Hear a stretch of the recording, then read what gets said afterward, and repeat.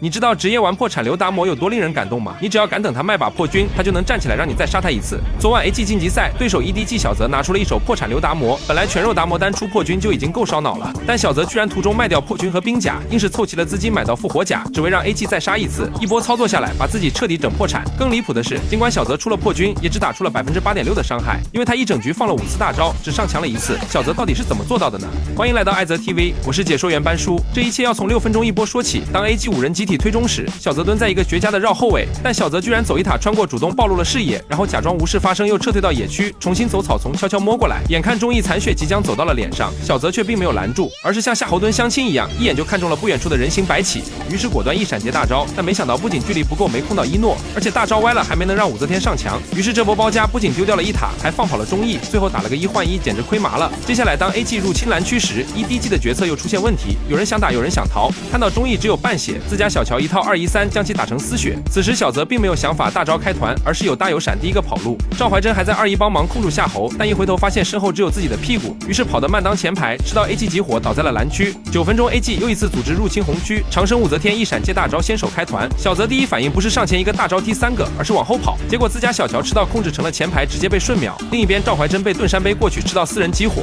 好在有大招霸体可以保命，但小泽明明有大有闪，居然不用大招击退敌人，掩护队友撤退，任由赵怀真在天上失禁的看着自己。更离谱的是10分钟这一波，当队友想要打龙时，小泽既不绕后也不盯防住影，而是跟自家野射辅站一起，先是吃到盾山控制，又被夏侯击飞。此时明明敌人就在脸上，两边都是墙，小泽居然不反手开大，而是绕了一个圈，看准时机一闪接大招，把一诺踢到墙上完成收割，然后从容死掉。这下我终于看懂了，原来小泽是乘 RW 狭小度，这局纯看 ID 开大的。但不得不说，小泽盯 C 位的思路肯定是没错的。12分钟时，不知道是一诺喝多了，还是大帅灵感爆棚，居然盾爱合体冲进人队1打4，这也让小泽找到了一波绕后的机会，直接一闪接大把一诺推回来，造成击杀。这波小泽也是成功攒到钱买到了破军，但我怎么也想不到的是，这把崭新的破军还没触发一次被动，就将在3分钟后被卖掉，因为一诺掉点，让 EDG 终于找到了反击的机会。15分钟 EDG 组织入侵 AG 红区，自家辅助先手2技能接闪电兵甲控住一诺，只要小泽一闪冲过去反向大招把一诺踢墙上，就有机会秒掉一诺。但小泽距离判断失误，当着一诺的面踢爆了蓝灵王。好在达摩这个英雄有一个天生优势，就是大招特效很弱，队友难以察觉。此时看着开团被卖的赵怀真，小泽来不及悲伤了，因为渲染的影已经绕后了。眼看自家双 C 即将要被切爆，小泽居然头也不回的走了，因为他只在乎一诺死没死。但当他切屏看到自家打野暴毙时，小泽不知为何也不想活了。明明可以一技能穿墙从龙坑撤退，但他却留下来清线牵制住 AG 4人，于是就出现了开头那一幕，破产也要买复活甲。这波幸好小泽手速不够，不然又要卖复活甲换名刀，亏损最大化了。